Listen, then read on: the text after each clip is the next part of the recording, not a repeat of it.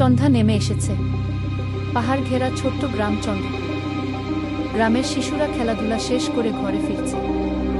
এমন সময় গ্রামের প্রবেশপথের কাছে এক জঙ্গল ঘেরা রাস্তার ধারে হঠাৎ এক শিশু পড়ে থাকতে দেখা গেল। বয়স 10 কি 12 হবে, পরনে ময়লা কিন্তু রাজকীয় পোশাকের ছাপ স্পষ্ট। গ্রামবাসীরা দৌড়ে গেল শিশুটির কাছে। সে অজ্ঞান অবস্থায় ছিল। গ্রামের প্রবীণ গোপাল কাকু শিশুটিকে তুলে নিজের বাড়িতে নিয়ে গেলেন। কিছুক্ষণ পর জ্ঞান ফিরলে সবাইকে চমকে দিয়ে ছেলেটি বলল, আমি রাজপুত্র অর্জুন। আমার রাজ্য আমাকে খুঁজছে। অবিশ্বাস আর কৌতূহল। গ্রামবাসীরা প্রথমে বিশ্বাস করতে চাইল না। এতদিন তারা কোনো রাজপুত্রের কথা শুনে, কিন্তু ছেলেটির ব্যবহার, কথাবার্তা, এমনকি তার হাতে থাকা একটি সোনার আংটি, সবকিছুই সন্দেহের জন্ম দিল। গোপাল কাকু ছেলেটিকে শান্ত করে তার গল্প জিজ্ঞাসা করলেন।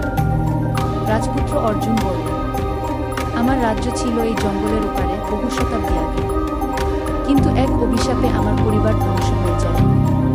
এক ভয়ঙ্কর রাতের পর আমি ঘুমিয়ে পড়েছিলাম, আর যখন জাগলাম দেখি আমি অন্য এক সময় এসে পড়েছি। গোপন চিঠি ও জঙ্গলের রহস্য। এই ঘটনার কয়েকদিন পর গ্রামের এক বৃদ্ধ পুরোহিত জানালেন, বহু বছর আগে এই অঞ্চলে সত্যি এক রাজ্য ছিল, সোনারগড়। কিন্তু হঠাৎ একদিন সেই রাজ্য ধ্বংস হয়ে যায় এবং কেউ জানে না কেন। এমন সময় গ্রামের পুরনো মন্দিরের ধ্বংসাবশেষ থেকে পাওয়া গেল একটি চিঠি। তাতে লেখা ছিল, রাজ্যের সর্বশেষ রাজপুত্র একদিন ফিরে আসবে, আর তার হাতেই হবে অভিশাপ মুক্তি। গ্রামবাসীরা আতঙ্কিত হয়ে পড়ল। তাহলে কি অর্জুন সত্যিই সেই হারিয়ে যাওয়া রাজপুত্র? অভিশাপ মুক্তির রাত। রাজপুত্র অর্জুন ঠিক করল সে জঙ্গলে ফিরে যাবে এবং সত্য উন্মোচন করবে। গোপাল কাকু ও কয়েকজন তরুণ তার সাথে রওনা হল। জঙ্গলের গভীরে প্রবেশ করার পর তারা দেখতে পেল এক ধ্বংসপ্রাপ্ত রাজপ্রাসাদের অবশেষ। তখনই আকাশে বজ্রপাত হল, আর এক রহস্যময় কণ্ঠ ভেসে এল, তুমি ফিরে এসেছ রাজপুত্র। অভিশাপ মুক্তির সময় এসেছে। এক ঝলক আলো চারপাশে ছড়িয়ে পড়ল। অর্জুনের চোখের সামনে ভেসে উঠল এক প্রাচীন স্মৃতি, তার রাজ্য, তার পরিবার, আর সেই ভয়ঙ্কর রাত যখন রাজ্যের শত্রুরা অভিশাপ দিয়ে সবকিছু ধ্বংস করে দিয়েছিল। নতুন ভোর।